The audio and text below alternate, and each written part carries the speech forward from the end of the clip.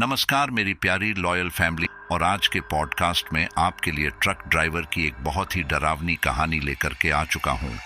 अक्सर हम में से ज्यादातर लोगों को यही लगता है कि इन ट्रक ड्राइवर्स के तो मजे ही मजे हैं। ये एक जगह पर बैठे दिन भर ट्रक चलाते हैं और नई नई जगह पर घूमते भी रहते हैं। लेकिन साथियों, एक ट्रक ड्राइवर को क्या क्या मुसीबतें झेलनी पड़ती है, ये केवल एक ट्रक ड्राइवर ही जानता है। नींद से, भूख से, बरसात पानी, इन सब से तो वो जूझते ही रहते हैं। लेकिन कई बार उनके साथ ऐसी चीजें भी हो जाती हैं जिसमें उनकी जान तक फंस जाती है।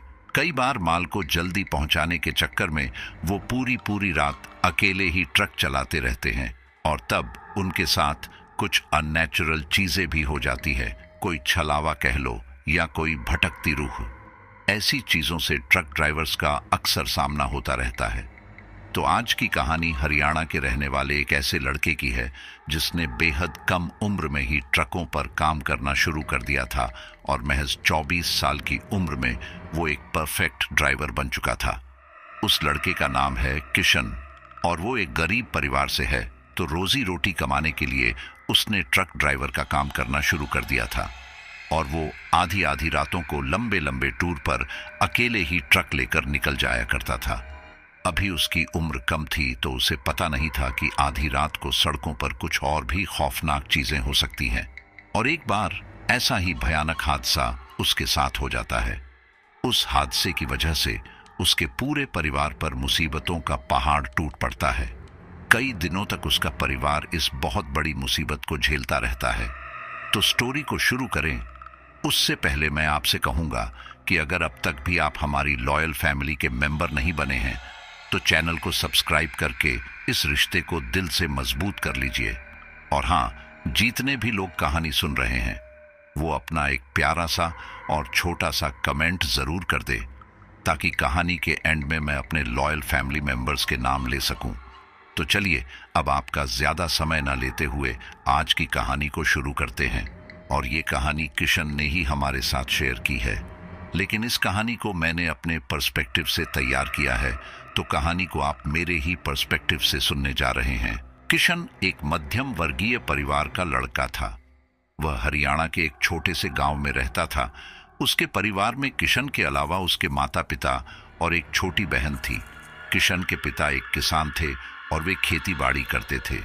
वहीं किशन ने सिर्फ 12वीं तक ही पढ़ाई की थी, इसलिए उसे जब कोई ढंग का काम नहीं मिला तब उसने ट्रक चलाना सीखकर इसे ही अपनी रोजी रोटी का साधन बना लिया। वह ट्रक में माल लाद कर अलग अलग शहर में पहुंचाने का काम करता था। किशन अक्सर काम के सिलसिले से कई कई दिन घर से बाहर रहता था, लेकिन इससे उसे कुछ खास परेशानी नहीं हुई क्योंकि उसकी आय अच्छी खासी हो रही थी और इससे उसके परिवार का गुजर बसर अच्छे से हो रहा था। किशन अब 23-24 साल का हो चुका था और गांवों में जल्दी ही शादी करवा दी जाती है, इसलिए उसके घर वाले उसके लिए लड़की ढूंढ रहे थे। क्योंकि उसकी छोटी बहन अभी मात्र 14-15 साल की ही थी, इसलिए घर वालों ने सोचा कि अभी किशन की शादी करवा दी जाए।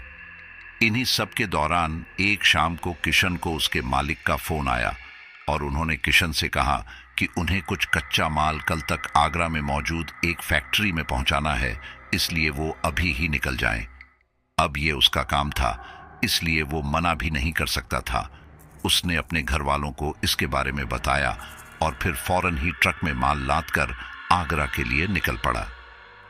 ट्रक में माल लाद कर निकलने में शाम के 8 बज चुके थे और अब तक रात काफी हो चुकी थी, लेकिन अब भी उसका काफी सफर बाकी था क्योंकि वो अब तक अंबाला से थोड़ा आगे ही आया था। इसलिए समय बिताने के लिए किशन रेडियो सुन रहा था।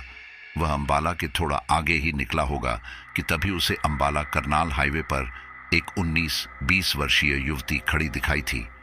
उस युवती को देखकर किशन ने घड़ी में समय देखा तो पाया कि रात के 9:30 के आसपास बज रहे थे। उस लड़की को वहां इस समय ऐसे अकेले देखकर किशन का माथा ठनका, क्योंकि वो लड़की देखने से शरीफ घर की लग रही थी, लेकिन वो इस समय वहां अकेली क्या कर रही थी, कहीं उसके साथ कोई अनहोनी ना हो जाए। ये सोचकर किशन ने ट्रक रोका और फिर उस लड़की के पास आया और कहा, आप कौन हो और इस समय यहाँ अकेले क्या कर रही हो? क्या आपको कुछ मदद चाहिए? इस पर वो लड़की घबराते हुए बोली, हाँ, वो मुझे दिल्ली जाना था, लेकिन मेरा सामान चोरी हो गया, इसलिए मेरे पास पैसे नहीं हैं। अकेली लड़की को यूं सुनसान हाईवे पर छोड़कर जाना किशन को सही नहीं लगा, इसीलिए वो बोला, मैं माल लेकर आगरा जा रहा हूं, आप कहो तो आपको रास्ते में दिल्ली छोड़ दूं। इस पर उस लड़की ने धीरे से सिर हिला दिया और फिर वो किशन के साथ ट्रक में जा बैठी। वे दोनों चुपचाप ट्रक में बैठे हुए थे। इस दौरान ट्रक में रेडियो अब भी चल रहा था। कुछ देर बाद वहां की शांति भंग करते हुए किशन ने पूछा, आप दिल्ली से हो? उस युवती ने धीमे से कहा, जी। किशन ने पूछा, फिर आप यहां क्या कर रहे थे? वह युवती शर्माते हुए बोली, जी, मैं किसी काम के सिलसिले में यहां आई थी और रास्ते में मेरा सामान चोरी हो गया। मैं इस शहर में किसी को नहीं जानती, इसलिए किसी से मदद भी नहीं ले सकती थी। आपने मेरी मदद की, इसके लिए बहुत बहुत शुक्रिया। किशन ने मुस्कुराते हुए कहा, कोई बात नहीं। फिर वह आगे बोला, वैसे आपने अपना नाम नहीं बताया। जी, मैं मनीषा, और आपका नाम क्या है? किशन बोला, मैं किशन। फिर एकाएक ही उसका ध्यान मनीषा की ओर गया और उसने देखा कि मनीषा बहुत खूबसूरत थी। उसके नैन नक्श तीखे थे, लेकिन आंखों के आसपास थोड़ा काजल फैला हुआ था, जिससे साफ जाहिर था कि वह काफी रोई होगी। उसके बाल थोड़े बिखरे हुए थे, शायद 1-2 दिन से कंघी भी नहीं की होगी उसने, लेकिन फिर भी इसका उसकी खूबसूरती पर कोई खास फर्क नहीं पड़ रहा था। लाल सलवार सूट उसके ऊपर काफी फब रहा था। किशन छिप छिप कर मनीषा को निहारने लगा था, लेकिन जैसे ही मनीषा की नजर उस पर पड़ती तो वो नजरें फेर लेता। मनीषा ने यह नोटिस कर लिया था, लेकिन वो कुछ नहीं बोली। किशन शायद मनीषा की खूबसूरती पर मोहित हो गया था, लेकिन वो ये बात उस युवती को नहीं बता सकता था, इसीलिए चुप ही रहा। फिर कुछ ही देर में मनीषा किशन के साथ बात करने में सहज महसूस करने लगी और वे दोनों बातें करने लगे। इसी दौरान बातों बातों में किशन को पता चला कि मनीषा के माता पिता कुछ समय पहले ही स्वर्ग सिधार चुके थे और अब उसका इस दुनिया में कोई नहीं था। रिश्तेदार सारे ही मतलब के लिए उससे बात करते थे, इसीलिए मनीषा ने भी सभी से कन्नी काट ली थी। बातों बातों में एक ढाबा आ गया। किशन ने ट्रक वहां रोका और कहा, चलिए थोड़ा चाय नाश्ता कर लेते हैं, अभी सफर काफी लंबा है। यह सुनकर मनीषा हिचकिचाते हुए बोली, मेरे पास पैसे नहीं हैं, मैंने आपको बताया था ना कि मेरा सामान चोरी हो गया है। तब किशन ने कहा, कोई बात नहीं, पैसे मैं दे दूंगा, आप कुछ खा पी लो, अभी रास्ता काफी लंबा है और रात भी काफी हो रही है। ऐसे में मुझे नींद भगाने के लिए चाय लेना जरूरी भी है और अकेले खाना पीना मुझे अच्छा नहीं लगेगा। इस पर मनीषा मना न कर सकी, क्योंकि उसे भी भूख तो लगी ही थी। खैर, ढाबे पर उतरकर वे दोनों चाय नाश्ता करने के लिए बैठ गए। इस दौरान किशन ने मनीषा से कहा, देखिए, आप शर्माइए मत, आप जो खाना चाहती हैं खा सकती हैं। फिर किशन ने एक वेटर को बुलाकर अपने लिए चाय और कुछ हल्का फुल्का नाश्ता मंगवाया, क्योंकि अभी उसे पूरी रात ट्रक चलाना था, इसलिए वो ऐसा कुछ नहीं खा सकता था जो भारी हो। फिर मनीषा ने उस वेटर से पूछा, क्या आपके पास मीट मछली कुछ है? उस वेटर ने कहा, जी है। मनीषा बोली, ठीक है, फिर मेरे लिए एक प्लेट वहीं ले आइए चावल के साथ। उसके बाद वो वेटर वहां से चला गया। कुछ समय बाद वो दोनों का ऑर्डर ले आया। खाना आते ही मनीषा ने बिना अधिक समय गंवाए वो पूरा खाना चट कर दिया। लेकिन यहाँ एक बात अजीब हुई कि मनीषा बहुत अजीब तरह से खाना खा रही थी, जैसे कोई भूखा भेड़िया अपने शिकार पर टूट पड़ता हो। वैसे ही किशन को ये पहले तो अजीब लगा, लेकिन फिर उसने सोचा कि शायद मनीषा को काफी भूख लगी होगी और क्या पता उसने कितने दिनों से खाना नहीं खाया होगा। खाना खाकर वे दोनों वापस ट्रक में बैठकर वहां से चले गए। खाना खाकर अब मनीषा काफी बेहतर लग रही थी। ट्रक चलते ही दोनों की बातें दोबारा शुरू हो गई। इसी दौरान मनीषा ने किशन से पूछा, क्या आपकी शादी हो चुकी है? किशन ने उसे बताया, जी नहीं, लेकिन घर वाले लड़की ढूंढ रहे हैं। ये सुनकर मनीषा थोड़ी उदास हो गई। किशन ने ये बात नोटिस कर ली थी, लेकिन वो कुछ नहीं बोला। ट्रक अपनी गति से आगे बढ़ रहा था और उन दोनों की बातों बातों में ही नजदीकी भी बढ़ने लगी थी। दिल्ली हाईवे पर पहुंचते पहुंचते किशन ने मनीषा से कहा, देखिए दिल्ली आ गया है, आपको कहाँ जाना है बताइए, मैं छोड़ देता हूं। यह सुनकर मनीषा विचलित हो उठी। ये देखकर किशन बोला, क्या बात है, आप परेशान लग रही हैं। इस पर मनीषा कुछ ना बोली। तभी किशन ने कहा, देखिए आप बुरा ना माने तो मैं आपसे कुछ कहना चाहता हूं। मैं आपको पसंद करता हूं और आपसे शादी करना चाहता हूं। इस पर मनीषा के चेहरे पर एक मुस्कान आ गई। फिर किशन बोला, क्या इसका मतलब मैं हाँ समझूं? मनीषा ने मुस्कुराते हुए हल्के से सिर हिला दिया। ये सुनकर किशन के चेहरे पर एक मुस्कान आ गई। तभी वो दोबारा बोला, आप अपना घर बता दो, मैं आपको वहां छोड़ देता हूं। फिर एक आध दिनों में मैं अपने मम्मी पापा को लेकर आता हूं। मनीषा ने कहा, जी सच बात तो यह है कि मेरा यहाँ कोई घर नहीं है। मैं अंबाला काम के सिलसिले में गई थी, लेकिन जो आदमी मुझे काम दिलवाने के बहाने वहां लेकर गया था उसके इरादे सही नहीं थे, इसलिए मैं वहां से भाग निकली। फिर आप मुझे मिल गए। दिल्ली में मेरे कुछ रिश्तेदार रहते हैं, इसलिए मैं मदद के लिए यहाँ आई, लेकिन लगता है अब मुझे किसी और की मदद की जरूरत नहीं है। इस पर किशन कुछ सोचकर बोला, ठीक है, फिर आप मेरे साथ ही चलो। मैं ये माल पहुंचाने के बाद आपको सीधा मेरे घर ही लेकर चलूंगा। मनीषा ने मुस्कुराते हुए हां कह दिया और फिर माल पहुंचाने के बाद किशन मनीषा को अपने गांव ले आया। मनीषा को किशन के साथ देखकर उसके घर वाले एकदम सकपका गए और उसकी मां ने उससे भड़कते हुए पूछा, ये लड़की कौन है, तू इसे यहां क्यों ले आया? किशन ने बताया, मां ये लड़की मनीषा है, ये दिल्ली में रहती है। मैं इससे प्यार करता है और इससे शादी भी करना चाहता हूं। उसकी मां गुस्से में बोली, तूने आज तक तो इसके बारे में कुछ नहीं बताया और अब अचानक से इसे हमारे सामने लाकर खड़ा कर दिया। अरे होश में तो है ना तू? अरे कौन जाने ये किस जात की है? गांव वालों को पता चला तो थू थू होगी हमारी, और फिर कौन करेगा तेरी बहन से शादी? सोचा है कुछ? ये सुनकर किशन ने अपने घर वालों को ये झूठी कहानी सुनाई। मां, मैं मनीषा को 6-7 महीने से जानता हूं। मेरी इससे मुलाकात दिल्ली में हुई थी। इसका घर बार सब हमारी ही बराबरी का है, लेकिन माता पिता के गुजरने के बाद इसके चाचा चाची इसकी शादी किसी शराबी जुआरी से करवाने वाले थे। इसीलिए मैं इसे वहां से ले आया और अब मैं इसे शादी का वचन दे चुका हूं। मां ने गुस्से से कहा, अरे तो करवाते हैं तो करवाएं, तू फौरन इस लड़की को छोड़कर आ, वरना मुझसे बुरा कोई नहीं होगा। किशन ने अपना फैसला सुनाते हुए कहा, मां, मैं इसे नहीं छोड़ सकता, और अगर आपने हमारी शादी नहीं करवाई तो मैं मनीषा के साथ अलग रह लूंगा। किशन के इस फैसले के आगे घर वालों ने हथियार डाल दिए और आनन फानन में उन दोनों की शादी करवा दी। लेकिन ये उनकी सबसे बड़ी भूल थी। मनीषा अब उस परिवार की बहू बन चुकी थी, लेकिन उसके तौर तरीके सबसे अलग ही थे। घर में आते ही मनीषा ने रसोई की बागडोर अपने हाथों में ले ली।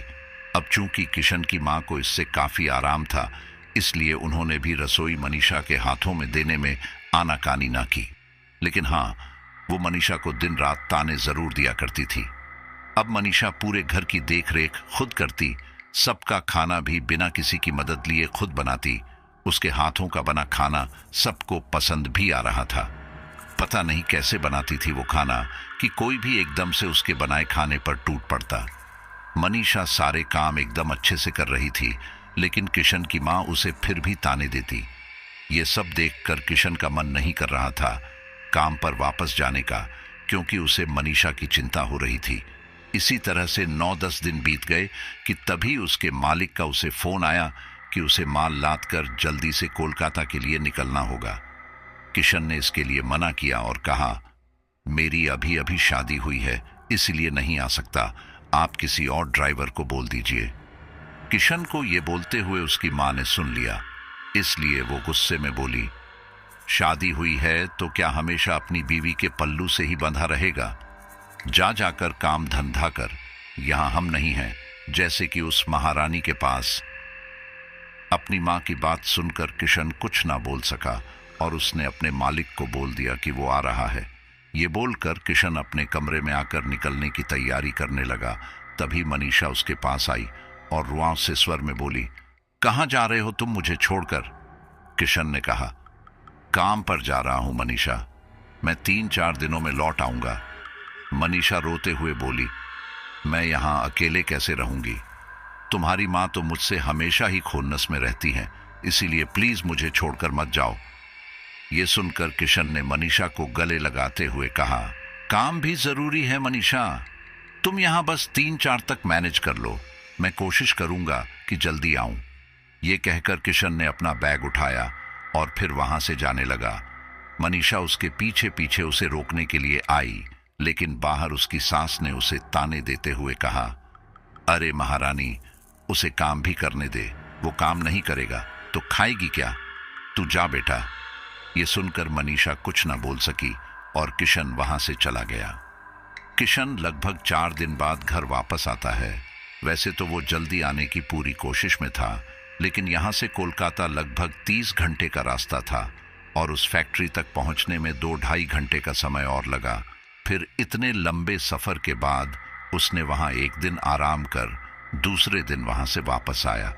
वापसी में आते समय उसे वहां से कुछ माल दिल्ली की एक फैक्ट्री में पहुंचाना था। इसी वजह से उसे लगभग 4 दिन आने में लग गए। घर आते आते शाम हो चुकी थी और उसे मनीषा की काफी फिक्र हो रही थी, क्योंकि उसकी माँ मनीषा को बात बात पर ताने देती थी। लेकिन जैसे ही वो घर आया तो उसकी माँ बड़े ही शांत लहजे में बोली, अरे बेटा, तू आ गया? मनीषा, पानी लेकर आ। ये सुनकर मनीषा दौड़कर पानी लेकर आई। फिर किशन की माँ बोली, अच्छा, तुम दोनों आराम से बातें करो, मैं अंदर जाती हूं। ये बोलकर उसकी माँ अपने कमरे में चली गई। उनका व्यवहार देखकर किशन एकदम हैरान रह गया और वो बोला, मनीषा, माँ की तबीयत तो सही है ना? आज तो तुम्हें कुछ कहा ही नहीं उन्होंने। मनीषा बोली, अरे तो हमेशा ही थोड़ी सुनाएंगी वो। शुरू शुरू में उन्हें हमारी शादी से दिक्कत थी, इसलिए वो ऐसा करती थी, लेकिन अब वो समझ चुकी हैं कि ऐसा करने से कोई फायदा नहीं है। किशन कुछ सोचते हुए बोला, वो सब तो ठीक है मनीषा, लेकिन ये कई साल पहले की बात नहीं है। अभी 4 दिन पहले ही तो वो तुमसे ऐसे बात कर रही थी, अभी अचानक से बदल गई। ये बात हजम नहीं हो रही। मनीषा ने कहा, अरे तो कहना क्या चाहते हो? मैंने कुछ किया उनके साथ? किशन ने कहा, नहीं बाबा, चलो छोड़ो, जो हुआ अच्छा ही हुआ। वैसे अब मैं नहा धोकर थोड़ा आराम कर लेता हूं।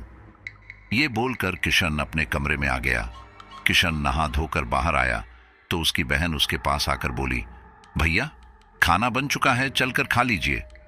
ये बोलकर उसकी बहन वहां से जाने लगी। तभी किशन ने उसे आवाज दी और कहा, छुटकी, मैं तेरे लिए कुछ लेकर आया था, आकर। किशन बोल ही रहा था, लेकिन उसकी बहन बिना कुछ कहे वहां से चली गई। ये देखकर किशन मन ही मन बड़बड़ाया, अजीब है, पहले तो हर बार पूछती रहती थी कि भैया मेरे लिए क्या लाए, लेकिन आज तो बोल भी नहीं रही, कहीं किसी बात से नाराज तो नहीं। ये सब सोचते हुए किशन रसोई में आ गया। वहां उसने देखा कि वे सारे खाना खाने के लिए बैठे हुए थे और मनीषा खाना परोसने के लिए सबके आगे थाली रख रही थी। वहां आकर किशन उनके पास बैठ गया और बैठते ही पूछा, छुटकी, तू नाराज है क्या? वो बोली, नहीं तो भैया, क्यों, कुछ हुआ है क्या? किशन ने कहा, नहीं, वो हर बार तू सामने से क्या लाए पूछती है ना, इस बार नहीं पूछा तो लगा शायद नाराज है। ये सुनकर उसकी बहन ने एक नजर मनीषा की ओर देखा और फिर कहा, पढ़ाई की टेंशन ज्यादा है, इसलिए ध्यान नहीं दिया। ठीक है, कोई बात। किशन बोल ही रहा था कि तभी अचानक उसने देखा कि मनीषा सबकी थाली में मांस परोस रही थी, जबकि उसके घर में तो सब शाकाहारी थे। इसीलिए वो एकदम से बोला, मनीषा रुक जाओ, ये क्या कर रही हो? मेरे घर में सब शाकाहारी हैं, वो ये सब नहीं खाते, हटाओ इसे। किशन के इतने कहते ही उसकी माँ उस पर भड़कते हुए बोली, क्यों हटाए वो? मैंने ही बोला है उसे ये सब बनाने के लिए, और अब से हमारे घर में 3 टाइम मांस ही बनेगा, समझा? तू डाल बहू। ये सब सुनकर किशन हैरान रह गया। उसे उसकी आंखों पर यकीन नहीं हो रहा था। तभी उसकी नजर अपने पिता के ऊपर पड़ी, जो बड़े ही अजीब ढंग से मांस खा रहे थे। यही हाल उसकी बहन और माँ का भी था। वे तीनों ही बिल्कुल किसी जंगली जानवर की तरह मांस खा रहे थे। तभी मनीषा ने उसकी थाली में भी मांस परोस दिया। ये देखकर किशन ने कहा, खाने में कुछ और नहीं बना है क्या? मनीषा बोली, जी माँ ने कहा कि सबके लिए यही बनाना है, इसलिए अलग से कुछ नहीं बनाया। आप आज खा लीजिए, कल से आपके लिए अलग से कुछ बना दूंगी। किशन ने कहा, देखो तुम सभी को जो खाना है खाओ, लेकिन मुझसे ये नहीं खाया जाएगा। ये बोलकर किशन अपनी जगह से उठा और फिर अपने लिए खिचड़ी बनाने लगा।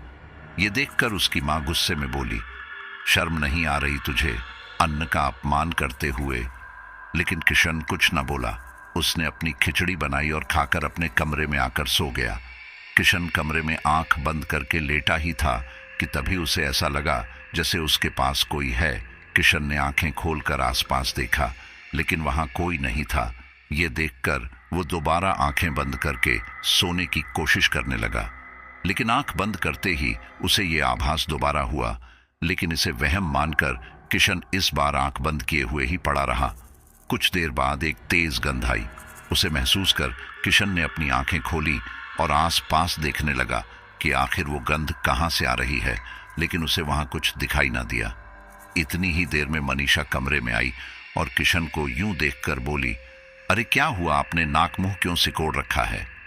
किशन बोला, क्या तुम्हें कोई बदबू नहीं आ रही? मनीषा ने कहा, नहीं तो। ये सुनकर किशन ने जब गौर किया तो अब वो बदबू नहीं आ रही थी। तब किशन बोला, यकीन मानो मनीषा थोड़ी देर पहले आ रही थी और ठीक वैसी ही बदबू आ रही थी जैसे कुछ सड़ने पर आती हो। मनीषा ने उसे कहा, अरे आप इस बारे में ज्यादा मत सोचो, हो सकता है कि कोई बिल्ली कुछ लेकर जा रही हो। चलिए अब छोड़िए इस बात को और सो जाइए, आप काफी थक गए होंगे। किशन मुस्कुराते हुए बोला, हाँ कल मैं तुम्हें फिल्म दिखाने ले चलूंगा। उसके बाद वे दोनों सो गए। किशन सुबह उठा और उठकर नहाने चला गया। इस दौरान उसे ऐसा महसूस होने लगा कि यहाँ कोई है, लेकिन जब उसने आसपास देखा तो वहां कोई नहीं था। इसे अपने मन का वहम समझकर वो नहाने चला गया। किशन नहा धोकर जैसे ही बाहर आया तो उसकी नजर घर के पूजा घर पर पड़ी। उसमें आज दीपक शांत था। ये देखकर उसने अपनी माँ से पूछा, माँ आज पूजा नहीं की आपने? उसकी माँ बोली, अरे क्या पूजा करना बेटा, भगवान बिना पूजा पाठ के भी साथ ही रहते हैं, इसलिए क्या फालतू का दिखावा करना। ये सुनकर किशन काफी हैरान रह गया, क्योंकि उसकी माँ अक्सर दिन में 2 टाइम पूजा करती थी और आज उनके मुंह से ऐसी बातें सुनकर किशन को काफी अजीब लग रहा था।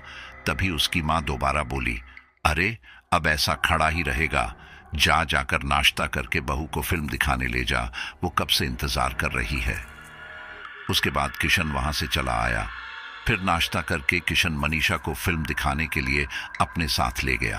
अब चूंकि मूवी थिएटर वहां से ज्यादा दूर नहीं था, तो किशन ने मनीषा के साथ पैदल जाने का फैसला किया। वे दोनों थिएटर के सामने पहुंचे ही होंगे कि तभी 4-5 कुत्तों का झुंड किशन और मनीषा की ओर देखकर भौंकने लगा। ये देखकर किशन हैरान रह गया, क्योंकि कुत्तों का झुंड ऐसे ही किसी पर नहीं भौंकता। फिर किशन ने फिलहाल इस बारे में ज्यादा ना सोचा, क्योंकि फिल्म शुरू होने वाली थी। इसलिए उसने एक पत्थर उठाया, जिससे डरकर वे सारे कुत्ते अलग हट गए और फिर किशन और मनीषा थिएटर के अंदर जाने लगे।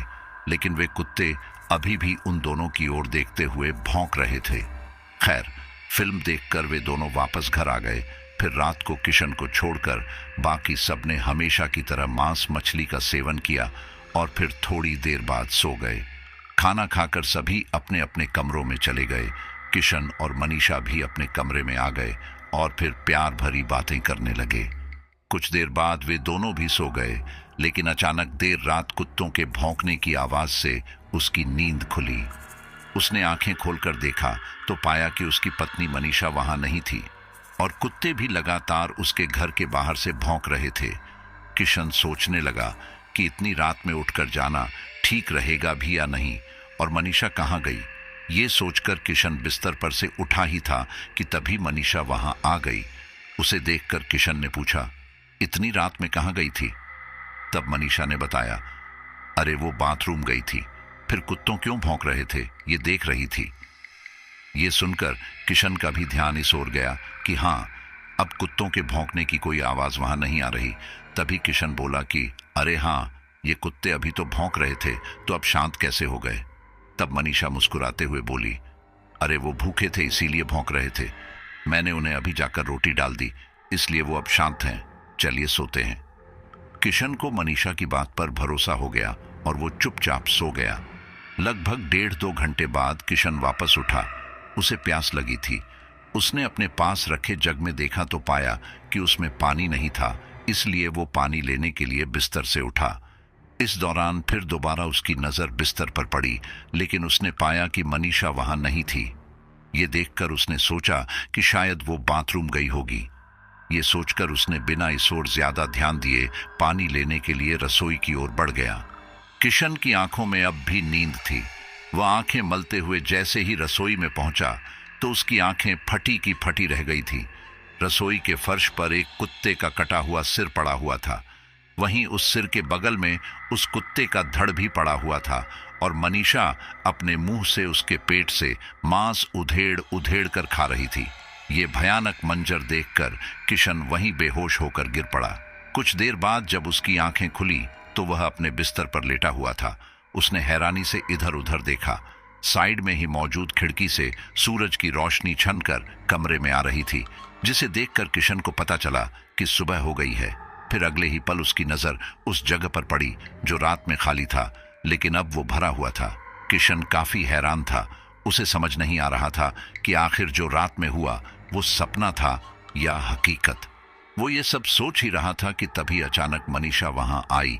किशन को यूं कुछ सोचता देखकर वह बोली, क्या बात है, आप थोड़े परेशान लग रहे हैं, सब ठीक तो है ना? ये सुनकर किशन ने रात में हुई उस घटना के बारे में मनीषा को बता दिया। ये सब सुनकर मनीषा हंसते हुए बोली, जरूर आपने कोई सपना देखा होगा, क्योंकि आप तो यहीं सो रहे थे। किशन को भी लगा कि शायद उसने सपना ही देखा होगा, इसलिए वो भी ज्यादा कुछ नहीं बोला। किशन ने नाश्ता किया और फिर मनीषा के साथ दोबारा कहीं घूमने निकल गया, क्योंकि कल उसे दोबारा माल पहुंचाने जाना था। इसलिए वो आज का सारा दिन मनीषा के साथ बिताना चाहता था।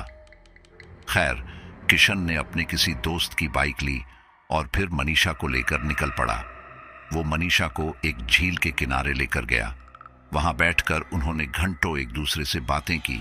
क्योंकि घर पर सब लोग होते हैं, इसीलिए किशन मनीषा के साथ ढंग से समय नहीं बिता पाता।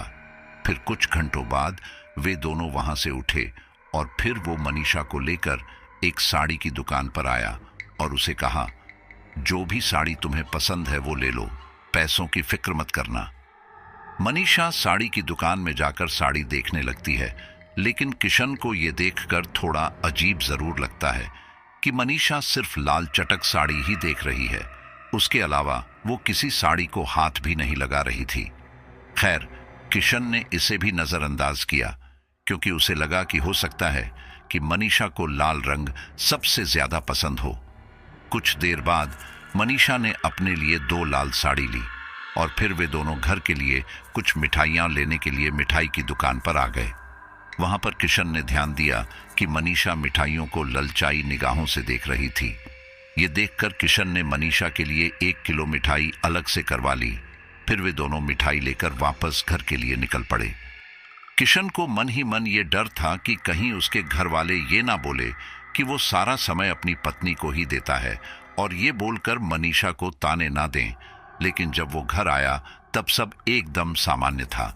मनीषा सारा सामान ले जाकर रखने लगी और किशन अपने पिता और बहन के साथ बैठ गया। थोड़ी देर में रात हुई।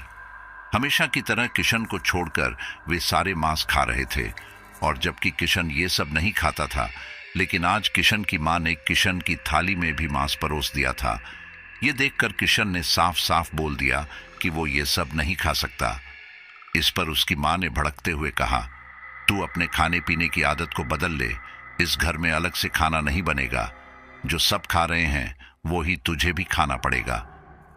ये सुनकर किशन के पापा ने भी उसे समझाया और कहा, किशन, तुम भी सबकी तरह आज मीठी खा लो, अब अलग से क्या चूल्हा जलाना। लेकिन किशन वहां से उठकर रसोई में गया और अपने लिए खिचड़ी बनाने लगा। थोड़ी देर में खिचड़ी खाकर वो अपने कमरे में आकर सो गया। कुछ देर बाद मनीषा भी कमरे में आ गई और बोली, कल से मैं तुम्हारे लिए अलग से बना दिया करूंगी, आज मां ने बनाने नहीं दिया। इस पर किशन ने कहा, नहीं, इसकी कोई जरूरत नहीं है, तुम लोग यहाँ आराम से रहो, तुम्हें जो खाना है खाओ। मेरा क्या है, मैं ज्यादातर तो घर से बाहर ही रहता हूँ, इसलिए मेरी वजह से तुम्हें खामखां सुनना पड़ेगा। इसके बाद मनीषा ने भी ज्यादा बहस नहीं की और वो दोनों चुपचाप सो गए। अगली सुबह ही किशन ट्रक में माल लादकर उसे दिल्ली पहुंचाने चला गया।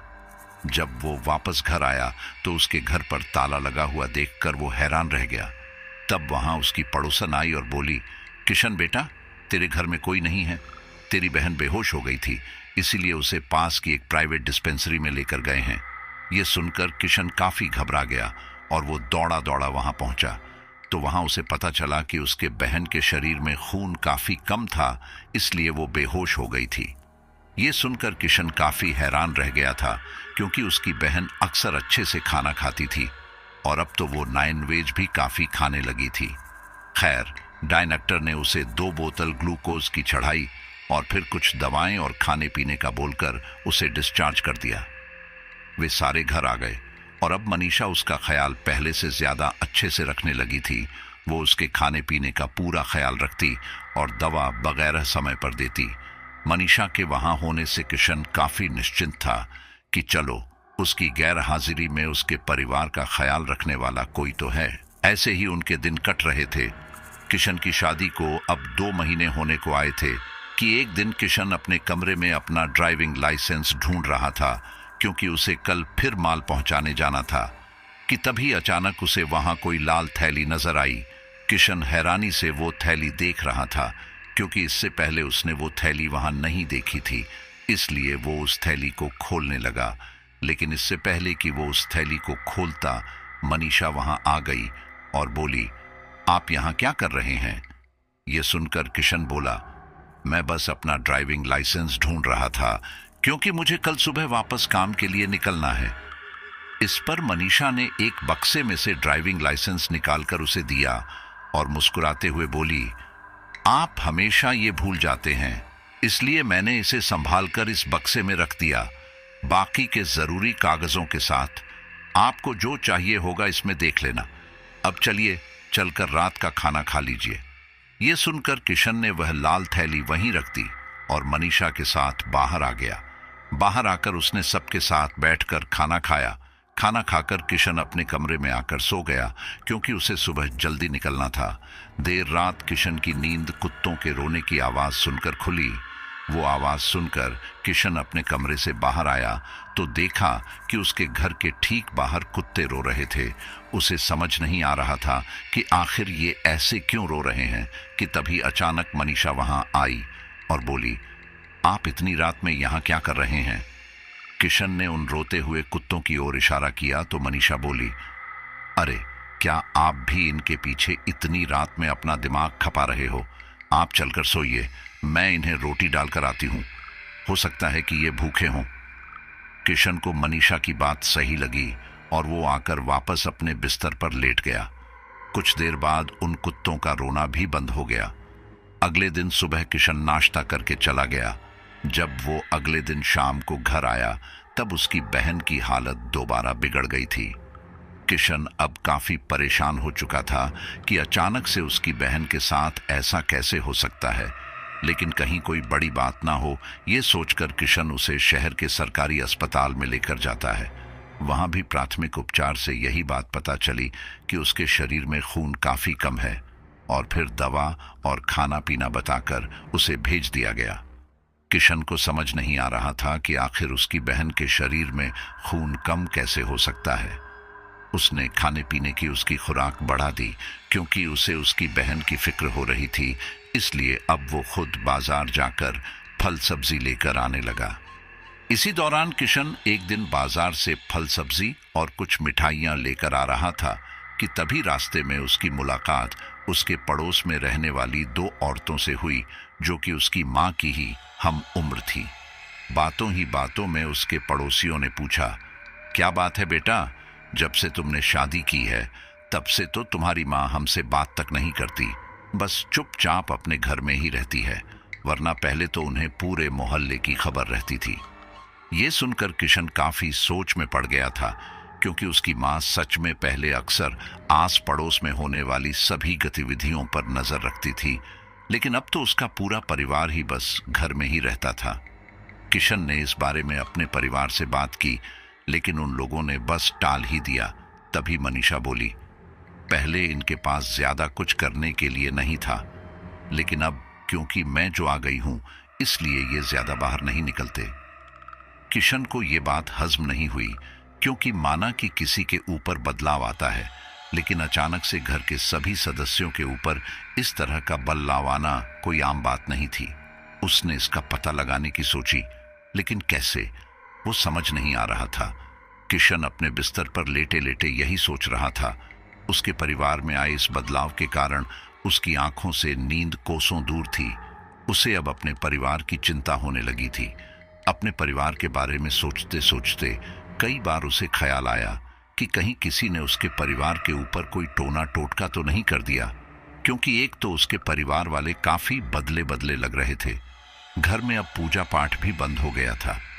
किशन को अक्सर लगने लगा था कि घर में कोई तो है जो सब पर नजर रखे हुए था। यहां तक कि वो अजीब सी बदबू अब लगभग हर रोज आती थी। किशन लेटे लेटे ये सब सोच ही रहा था कि तभी अचानक मनीषा अपनी जगह से उठ गई। उसे उठता देखकर किशन ने सोने का नाटक किया। मनीषा ने कुछ देर तो उसे देखा कि कहीं वो जाग तो नहीं रहा। फिर जब उसे यकीन हो गया तो वहां से उठकर कमरे से बाहर आ गई।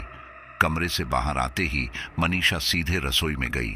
फ्रिज खोलकर उसमें से मिठाई निकालकर खाने लगी। इस दौरान किशन भी उसके पीछे पीछे वहां आया, तो मनीषा को मिठाई खाता देखकर वो हैरान रह गया, क्योंकि मनीषा किसी भूखे भेड़िए की तरह मिठाई खा रही थी। किशन को मनीषा का ऐसा बर्ताव काफी अजीब लगा। फिर उसे याद आया कि मनीषा जब उससे पहली बार मिली थी तब भी ऐसे ही खाना खा रही थी। अब तक मनीषा की मिठाई खत्म होने लगी थी। किशन ने इसका आभास लगा लिया था, इसलिए वह वापस अपने कमरे में आकर लेट गया। कुछ देर बाद मनीषा भी आकर उसके बगल में सो गई। मनीषा को इस तरह से देखकर किशन की सिट्टी पिट्टी गुम हो चुकी थी और पूरी रात उसे नींद नहीं आई। अगले दिन किशन ने घर में सबके सामने कहा, चलो सब मिठाई खाते हैं जो कल मैं बाजार से लाया था। ये सुनकर मनीषा ने सक पकाते हुए कहा, फ्रिज में मिठाई नहीं है, वो मैंने कल रात को खा ली। ये सुनकर किशन हैरानी से बोला, तुमने 1 किलो बर्फी खा ली? तब मनीषा ने कहा, हाँ, मैंने वो सारी मिठाई खा ली। मुझे रात में मीठे की क्रेविंग हो रही थी और फिर मुझे याद आया कि किशन आज ही मिठाई लेकर आया है, इसलिए मैं रात में रसोई में गई और सारी मिठाई खा ली। ये सुनकर किशन को काफी अजीब लगा, क्योंकि कोई भी इंसान 1 किलो मिठाई अकेले कैसे खा सकता है। तभी मनीषा बोली, आप पिता बनने वाले हैं, इसलिए मुझे रात में मीठा खाने का मन करता है। ये सुनकर पिता बनने की खुशी में किशन रात वाली सारी बात भूल गया और बोला, ये बात तुमने मुझे पहले क्यों नहीं बताई? तब मनीषा बोली, मैं वो किसी और तरीके से सबको बताना चाहती थी, लेकिन तुम पता नहीं मुझे क्या समझ रहे थे, इसलिए अभी ही बताना पड़ा। तब किशन बोला, चलो कोई बात नहीं, अब से तुम्हें किसी भी चीज का मन करता है तो मुझे बताया करो, मैं फौरन उसे तुम्हारे लिए लेकर आऊंगा। अब किशन मनीषा का अच्छे से ख्याल रखने लगा था, लेकिन उसे अपने माता पिता और बहन का बर्ताव अजीब लग रहा था। इसलिए अपने घर में से सारी नकारात्मक ऊर्जा निकालने के लिए उसने हवन करवाने की सोची। अगले दिन वो पंडित को लेकर घर में आया। घर का माहौल देखते ही वो पंडित समझ गया कि हो ना हो इस घर में कोई ना कोई गड़बड़ तो जरूर है, और इस बारे में उसने किशन से भी बात की। लेकिन किशन को लगा कि ये सब इस पंडित के पैसे ठगने के तरीके हैं, इसलिए उसने उसकी बात पर ध्यान नहीं दिया और कहा कि आप केवल हवन करवाइए। अब जैसे ही वहां हवन शुरू होने लगा कि तभी अंदर से उसके पिता आए और उन्होंने हवन का सारा सामान उठाकर बाहर फेंकना शुरू कर दिया। किशन ने उन्हें रोकना चाहा, लेकिन उसके पिता रुके ही नहीं और फिर आखिर में उन्होंने उस पंडित को भी धक्के मारकर घर से बाहर निकाल दिया और साथ में धमकी दी कि अगर वो यहाँ आया तो वो उसे काट के रख देंगे। ये सुनकर वो पंडित घबराते हुए वहां से चला गया और किशन हैरानी से अपने पिता को देखने लगा। तभी उसके पिता बोले, दोबारा ऐसे ढोंगियों को यहाँ लेकर मत आना, समझा? किशन ने उस समय तो सहमति में सिर हिला दिया, लेकिन फिर शाम को ही अपने किसी दोस्त से इस बारे में विचार विमर्श कर एक तांत्रिक से मिला। तांत्रिक ने उसकी सारी समस्या सुनी और फिर कहा, शायद तेरे पिता के ऊपर किसी प्रेत का साया है, इसलिए तू उन्हें कल बहला फुसला कर मेरे पास लेकर आ, मैं उनकी बाधा उतार दूंगा। उसके बाद किशन घर आ गया। अगले दिन वो अपने पिता को खेत के लिए बीज का बोलकर उस तांत्रिक के पास ले आया। वहां आते ही उस तांत्रिक ने सबकी सहायता से उसके पिता को एक मोटे तने वाले पेड़ से बांध दिया। फिर शुरू हुआ तंत्र मंत्र का वो खेल जिसे वहां मौजूद सभी लोग आंखें फाड़े देख रहे थे। उसके पिता को पेड़ से बांधते ही उस तांत्रिक ने अग्नि प्रज्वलित कर अजीबोगरीब मंत्रों का उच्चारण करना शुरू कर दिया। जैसे जैसे वो तांत्रिक मंत्रोच्चारण करते जा रहा था, वैसे वैसे किशन के पिता का चेहरा भींचता जा रहा था, जैसे कि वो कोई चीज अपने शरीर में जाने से रोक रहे हों। लेकिन थोड़ी देर बाद उनके मुंह से एक जोरदार चीख निकली। आह! उनकी वो दर्दनाक चीख सुनकर किशन अपनी जगह से उठ खड़ा हुआ और उनकी तरफ दौड़ा। इतने में ही उसके दोस्त ने उसे रोका और कहा, तू अभी इस क्रिया के बीच में मत आना। यह सुनकर किशन अपना मन मसोस कर अपनी जगह पर वापस बैठ गया। उस तांत्रिक ने अब मंत्रोच्चारण करते हुए किशन के पिता के माथे पर लाल सिंदूर से एक टीका लगाया। टीका लगाते ही उसके पिता दोबारा चीखे। किशन अंदर से कांप गया था, क्योंकि उसने अपने पिता को ऐसे कभी नहीं देखा था। फिर अगले ही पल उस तांत्रिक ने पास में रखे मुर्गे के सिर पर भी एक टीका लगाया और फिर मंत्रोच्चारण करते हुए उस मुर्गे की गर्दन उड़ा दी। उस मुर्गे का कुछ खून छिटक कर उस तांत्रिक के मुंह पर आ गया। वो मुर्गा कुछ देर तो तड़पा और फिर शांत हो गया। उस मुर्गे के कटते ही किशन के पिता बेसुध हो गए। ये देखकर किशन बोला, आखिर ये सब कब तक चलेगा? उसके दोस्त ने उससे कहा, बस हो गया, अब थोड़ी देर और। फिर उस तांत्रिक ने मंत्रोच्चारण करते हुए उस मुर्गे के टुकड़े टुकड़े किए और फिर उस हवन कुंड के पास ले जाकर उनमें से एक टुकड़ा कुंड में अर्पित किया और बाकी का ऐसे ही रख दिया। इसी के साथ ही उस तांत्रिक ने वो क्रिया संपन्न की और किशन से कहा, मैंने तेरे पिता की बाधा उतार दी है। ये अब भी बेहोश हैं, क्योंकि इतने दिनों से एक शक्तिशाली प्रेत ने इनके शरीर पर कब्जा किया हुआ था। इन्हें थोड़ी देर या सुबह तक होश आ जाएगा। लेकिन हाँ, ये कोई सामान्य प्रेत नहीं था, बल्कि किसी चुड़ैल का कोई साथ का प्रेत है, और उस चुड़ैल ने ही ये प्रेत तेरे पिता के ऊपर लगाया होगा। ये सुनकर किशन हैरान रह गया और बोला, लेकिन कोई चुड़ैल उसके पिता के ऊपर प्रेत को क्यों लगाएगी? आखिर उसकी हमसे क्या दुश्मनी? तब वह तांत्रिक उससे बोला, ये जो भी शक्ति है वो अपने आप नहीं आई है। ऐसी शक्तियों को जाने अनजाने में या तो तुमने बुलाया है या तो किसी और ने इसे सिद्ध करके तुम्हारे ऊपर लगाया है। लेकिन फिक्र मत करो, ये अब तुम्हारे पिता को परेशान नहीं कर सकेगी। ये सुनकर किशन ने उस तांत्रिक को प्रणाम किया और फिर अपने पिता और दोस्त के साथ वापस घर आ गया। इस दौरान उसके पिता अब भी बेहोश थे। किशन अपने पिता को लेकर घर आया और उन्हें आराम से बिस्तर पर लेटाकर बाहर आ गया। इस दौरान उसकी मां घबराते हुए बोली, आखिर ये बेहोश कैसे हुए? किशन किसी को भी परेशान नहीं करना चाहता था, इसलिए उसने झूठ बोल दिया कि रास्ते में गर्मी की वजह से बेहोश हो गए थे। अभी डायनेक्टर को दिखाकर लाया था। उन्होंने बताया कि ये सिर्फ बेहोश हैं, चिंता वाली कोई बात नहीं है, इन्हें सुबह तक होश आ जाएगा। ये सुनकर सभी निश्चिंत होकर सो गए। अगली सुबह उसके पिता जब खाना खाने बैठे तो हर बार की तरह इस बार भी मनीषा ने उन्हें मीट परोस दिया। ये देखकर किशन के पिता को बहुत गुस्सा आया और वो गुस्से में बोले, किशन, अपनी पत्नी को समझा दे कि आगे से मेरी थाली में मांस ना आए, मैं शाकाहारी इंसान हूं। ये कहकर उसके पिता बिना कुछ खाए ही उठकर वहां से चले गए। उन्हें ऐसे देखकर वे सारे ही हैरान थे और अब किशन को लगने लगा था कि हो ना हो उसकी माँ और बहन पर भी ऐसा ही कोई साया आया होगा। तभी तो कल पापा की बाधा उतरवाते ही अब वो पहले की तरह सामान्य हो गए हैं। ये सोचकर किशन शाम को दोबारा उस तांत्रिक के पास गया और उसे उसकी माँ और बहन के बारे में भी बताया, तांत्रिक ने उसे उसकी मां को लेकर आने के लिए कहा, साथ ही सारी सामग्रियां भी दोबारा मंगवाई। अगले दिन किशन अपनी मां को किसी बहाने से अपने साथ तांत्रिक के पास ले आया। पहले तो तांत्रिक को देखकर वो भागने की कोशिश करने लगी, लेकिन किशन और उसके दोस्त ने उन्हें कैसे भी करके पकड़कर वापस उस पेड़ से बांध दिया। उसके बाद तांत्रिक क्रियाओं का वही सिलसिला दोबारा शुरू हुआ। इस दौरान उसकी मां काफी चीख रही थी, लेकिन किशन ने उनकी तरफ देखा तक नहीं। फिर मुर्गे की बलि चढ़ते ही उसकी मां बेसुध हो गई और फिर कुछ ही देर बाद वो तांत्रिक क्रिया संपन्न हुई। क्रिया संपन्न करके तांत्रिक ने किशन से कहा, तेरे घर में किसी का खतरनाक साया है, क्योंकि तेरे घर में एक साथ 2-3 लोगों के ऊपर चुड़ैल का साथी प्रेत आया है। इसे वक्त रहते ठीक करवा ले, वरना अनर्थ हो जाएगा।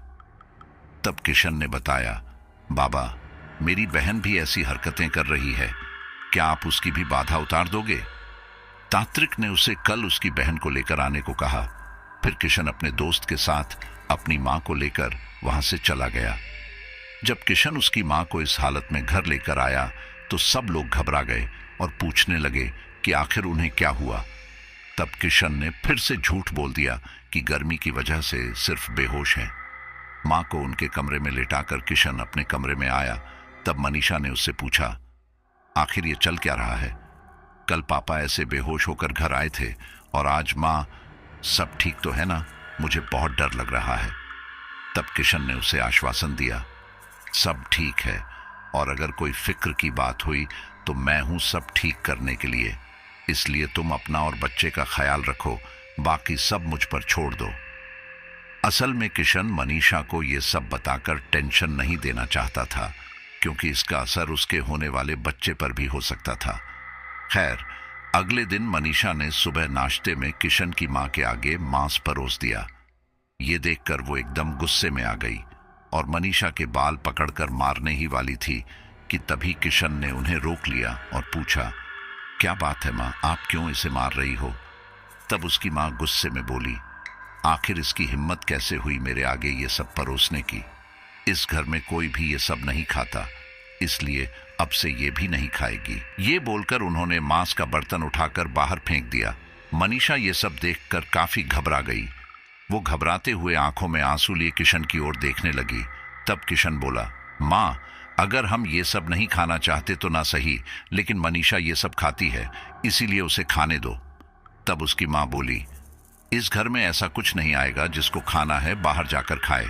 अब इसके आगे किशन उनसे कुछ ना बोल सका और वो मनीषा से बोला, मनीषा, मैं तुम्हें बाहर ले चलूंगा, तुम वहां खा लेना। इतने में ही उसकी बहन बोली, भैया, मुझे भी खाना है, इसीलिए मैं भी चलूंगी। ये सुनकर किशन की मां का पारा 7वें आसमान पर चढ़ गया और उन्होंने अपनी बेटी को एक जोरदार थप्पड़ जड़ते हुए कहा, अच्छा, तू भी ये सब खाएगी? ठहर जा, आज तेरी अक्ल ठिकाने लगा देती हूं। इस मनीषा के साथ रहकर तू भी बिगड़ गई है। ये कहते हुए वो उसे बुरी तरह से पीटने लगी, लेकिन तभी किशन और उसके पापा ने आकर उन्हें रोक लिया। खैर, जैसे तैसे शाम हुई और किशन अपनी बहन को लेकर उस तांत्रिक के पास आया। तांत्रिक को देखते ही उसकी बहन भागने लगी, लेकिन किशन ने अपने दोस्त के साथ मिलकर उसे बांध दिया। वहीं उसे बांधने के बाद उसकी बहन को देखकर तांत्रिक ने कहा, मैं इस लड़की की बाधा नहीं उतार सकता, क्योंकि ये लड़की अभी बहुत कमजोर है, और अगर मैंने इसकी बाधा उतारने की कोशिश की तो इसकी बहन की जान तक जा सकती है। ये सुनकर किशन काफी घबरा गया। उसे समझ नहीं आ रहा था कि क्या करे। तभी उस तांत्रिक ने पूछा, ये सब तेरे घर में कब से हो रहा है? तब किशन ने अपने दिमाग पर जोर डाला और फिर कुछ सोचकर उसकी आंखें हैरानी से गोल हो गई और फिर वो बोला, ये सब तब से हो रहा है जब से मैंने मनीषा से शादी की है। ये सुनकर उस तांत्रिक ने गंभीर होते हुए पूछा, किसने करवाई थी तुम्हारी शादी? देखो, सच सच बताना, मामला काफी गंभीर है। तब किशन ने उस तांत्रिक को सारी बातें बता दी कि कैसे वो मनीषा से हाईवे पर मिला, वहां वो उससे प्यार कर बैठा, फिर शादी भी कर ली। तब तांत्रिक ने पूछा, उसके घर में कौन कौन है, कुछ बताया उसने? उसने बताया कि उसके घर में कोई नहीं है, वो अकेली है। ये सुनकर उस तांत्रिक ने कुछ सोचते हुए कहा, एक काम करना, अपने घर जाकर ढूंढ कर देखना, अगर तुझे कोई लाल रंग का पोटली जैसा थैला मिले तो इसका मतलब ये कोई चुड़ैल है। ये सुनकर किशन की आंखें फटी की फटी रह गई। उसने पूछा, चुड़ैल? लेकिन आपको कैसे पता कि ये कोई चुड़ैल ही है, और ऐसा क्या है उस पोटली में? तब उस तांत्रिक ने बताया, उस पोटली में जितने भी परिवार के लोग हैं उतनी ही छोटी छोटी काले रंग की गुड़ियाएं होगी। उसने सबके ऊपर अपनी तंत्र मंत्र की शक्तियों का प्रयोग कर सबके ऊपर अपना एक एक भूत लगा रखा है। ये सुनकर किशन हैरानी से बोला, फिर मेरे ऊपर उसने ये सब क्यों नहीं किया, क्योंकि मैं तो एकदम सामान्य हूं। तब उस तांत्रिक ने बताया, यह क्रिया पूरी होने के लिए लगातार 13 दिनों तक उस चुड़ैल के संपर्क में रहना जरूरी है। वो चुड़ैल खाने में अपना तंत्र मंत्र इस्तेमाल करती है, और अगर कोई लगातार 13 दिनों तक उसका बना खाना खा लेता है तो वो पूरी तरह से उसके वश में हो जाता है। हो ना हो तूने अब तक लगातार 13 दिनों तक उसके हाथों बना खाना नहीं खाया होगा। तू बीच बीच में कहीं चला गया होगा, और जहां एक भी दिन तूने उसके हाथों बना खाना नहीं खाया वहां उसका ये तंत्र टूट जाता है, और फिर जब तू उसके हाथों बना खाना दोबारा खाता है तब वो दोबारा एक से शुरू होता है। उनकी बात सुनकर किशन को काफी हैरानी हुई, क्योंकि सच में वो अब तक लगातार 13 दिनों तक मनीषा के साथ नहीं रहा, क्योंकि उसे माल लेकर दूसरे शहर में जाना पड़ता था, और इसी में कई दिन निकल जाते थे और उसका तंत्र टूट जाता था। वापस आने पर वह सब वापस शुरू से शुरू होता था। कुछ देर बाद किशन बोला, बाबा, मनीषा मेरे बच्चे की मां बनने वाली है, उस वजह से मेरे बच्चे को कोई नुकसान तो नहीं होगा ना?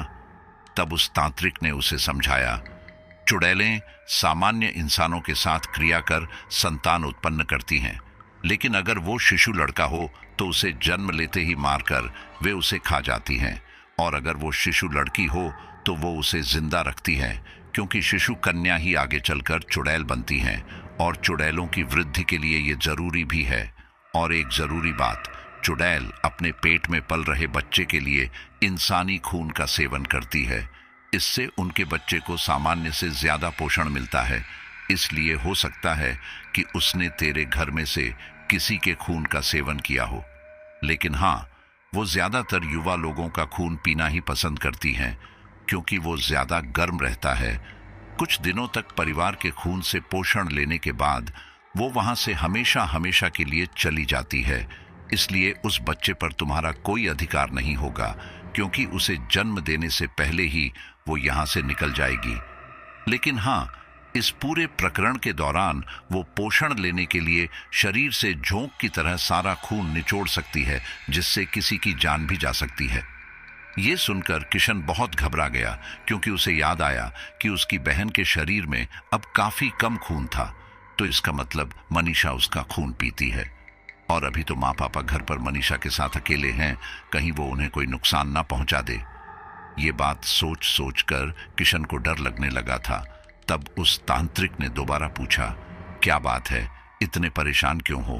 तब किशन ने सारी बात उसे तांत्रिक को बताई। तब वो तांत्रिक बोला, समय कम है, हमें जल्द से जल्द तेरे घर जाना होगा। उस चुड़ैल को अब तक शायद भनक लग चुकी होगी, इसलिए वो तेरे घर वालों को नुकसान पहुंचाने की कोशिश करेगी।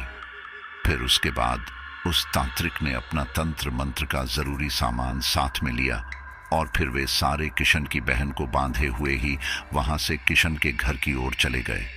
वहीं दूसरी तरफ मनीषा को इसका आभास हो चुका था कि किशन को उसकी असलियत पता चल चुकी है।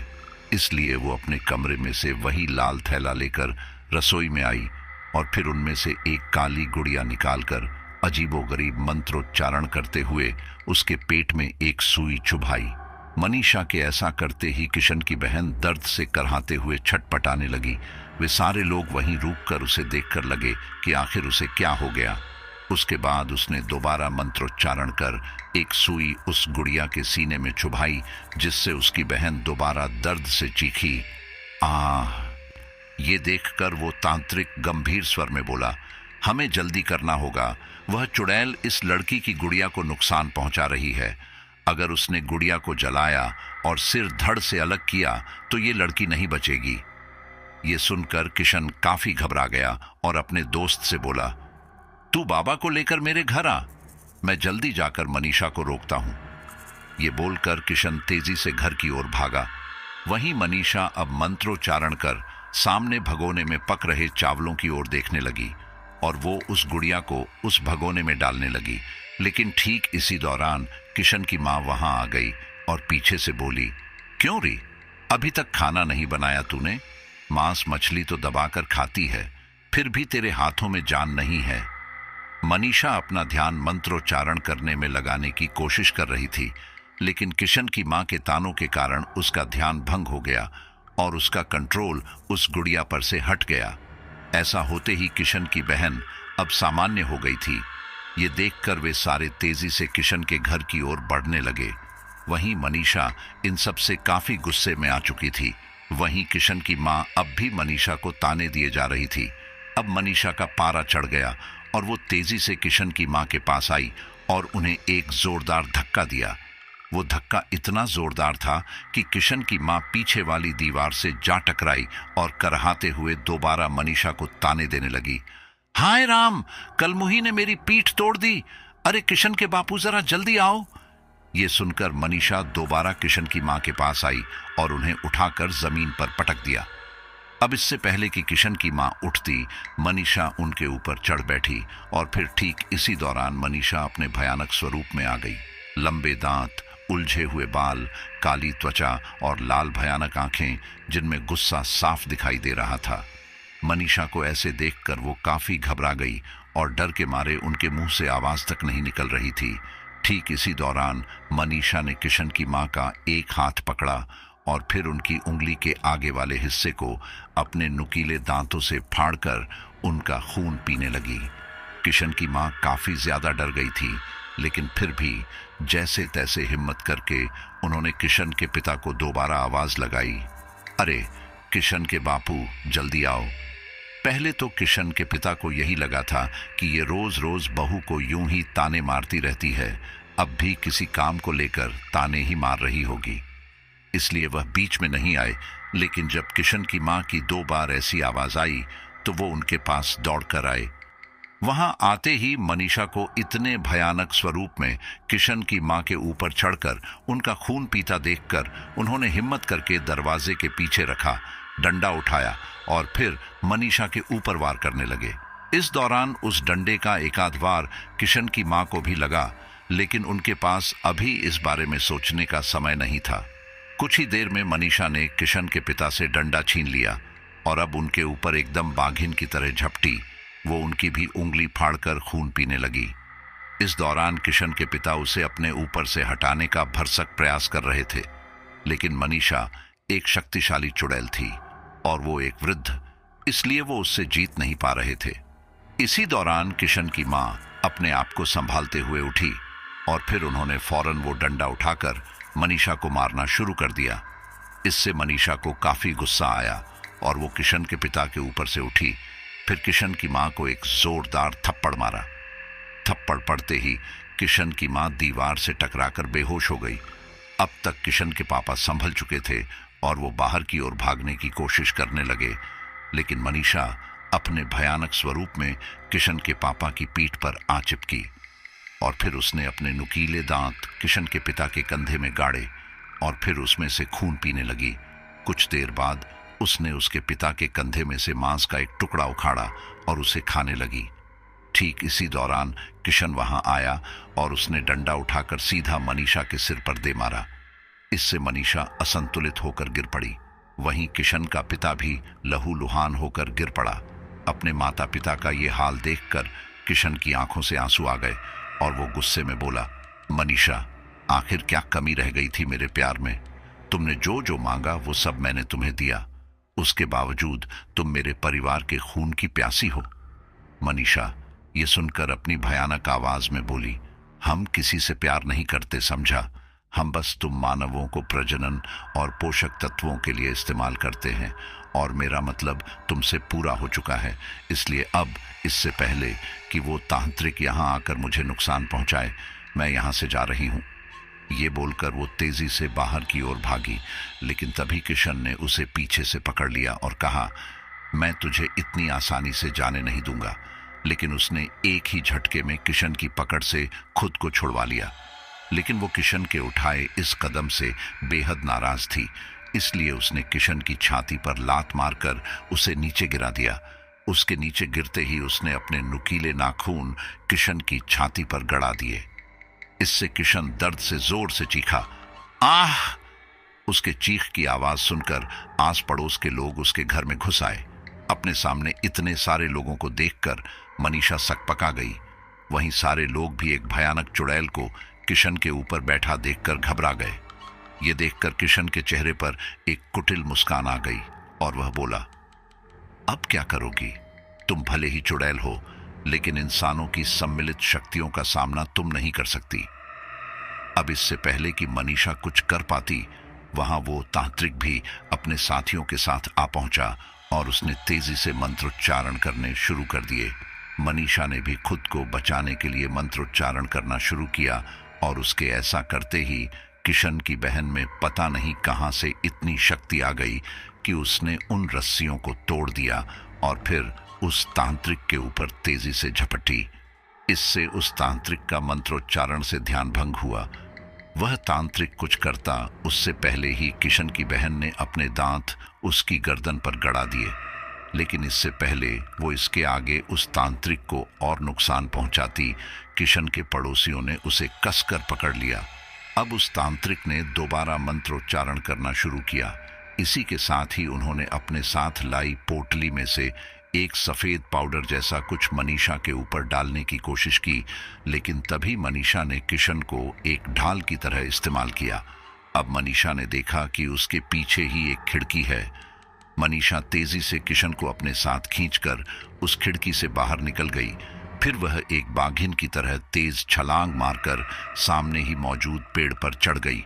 इस दौरान किशन भी उसके साथ था, लेकिन पेड़ पर चढ़ते ही मनीषा ने किशन को पेड़ से नीचे फेंक दिया और खुद बड़ी ही फुर्ती के साथ वहां से निकल भागी।